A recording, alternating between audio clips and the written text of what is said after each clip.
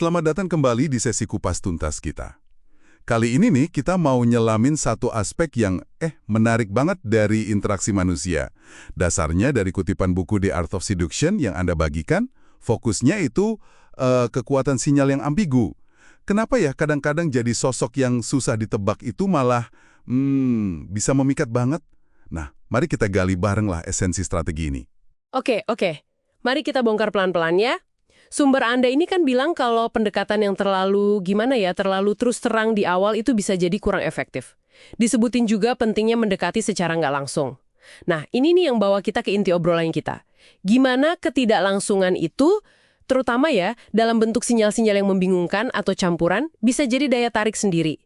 Konsep utamanya jujur aja cukup provokatif sih. Jangan biarkan diri Anda terlalu gampang dibaca. Gitu kan? Sumber ini nyaranin buat memproyeksikan kualitas yang kelihatannya tuh bertentangan. Mungkin kelihatan kuat, tapi nunjukin sisi rapuh juga. Atau tampak spiritual, tapi tetap membumi. Atau polos, tapi kok kayaknya ada cerdik-cerdiknya gitu. Nah, disinilah letak menariknya. Campuran ini seolah ngasih sinyal ada kedalaman, gitu ya. Ada kerumitan karakter yang bikin orang jadi, penasaran. Iya nggak sih? Iya, bener banget itu. Secara psikologis, ya ambiguitas ini tuh kayak kail. Dia nangkep rasa ingin tahu kita.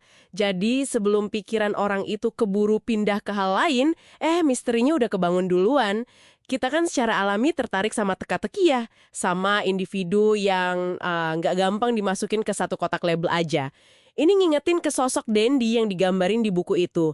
Figur yang sengaja gitu. Mainin citra, nolak definisi simpel, dan nyiptain persona uniknya sendiri. Oh, menarik. Jadi ini bukan soal jadi plin-plan nggak jelas gitu ya.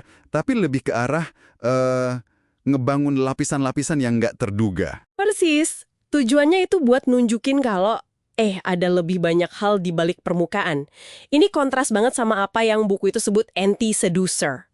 Sosok yang cenderung, ya gitu deh, transparan, mungkin terlalu fokus ke diri sendiri, gampang ditebak, dan akhirnya, menurut sumber ini ya, malah bisa bikin orang lain ngejauh. Kenapa?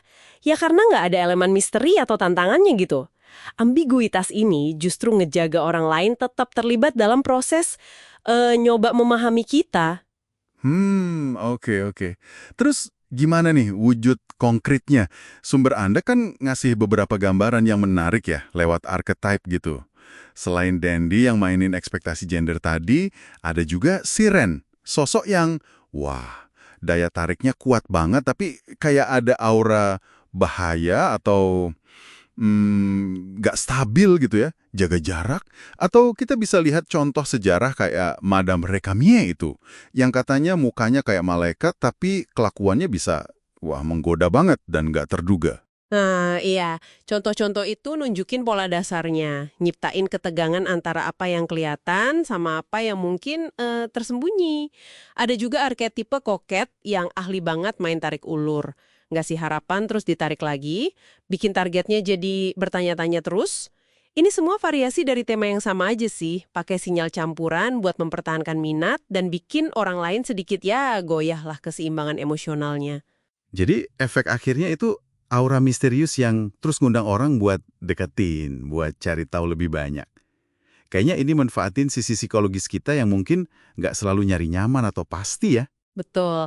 Kalau kita tarik ke gambaran yang lebih gede nih, sumber ini kayaknya berargumen kalau manusia itu seringnya tertarik sama ilusi, fantasi, permainan, sesuatu yang lebih dari sekedar realitas datar sehari-hari gitu.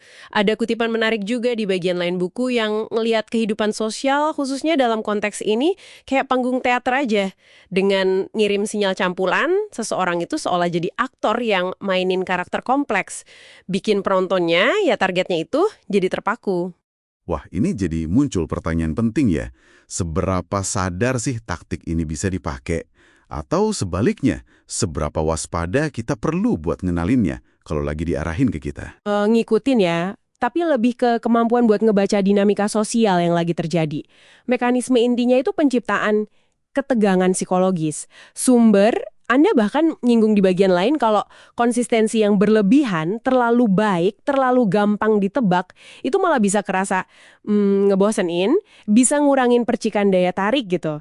Nah, sinyal campuran ini, dengan segala kontradiksinya, ngejaga target biar tetap melek dan penasaran. Jadi, apa artinya semua ini buat Anda, para pendengar? Intinya gini, memahami gimana ambiguitas dan sinyal campuran ini bekerja bisa ngasih Anda kacamata baru buat ngelihat interaksi sosial. Ini soal ngenalin sebuah pola aja, baik di orang lain, atau mungkin tanpa sadar di diri kita sendiri. Iya, ini bukan soal benar atau salah secara moral ya, tapi lebih ke memahami dinamika psikologis yang lagi main.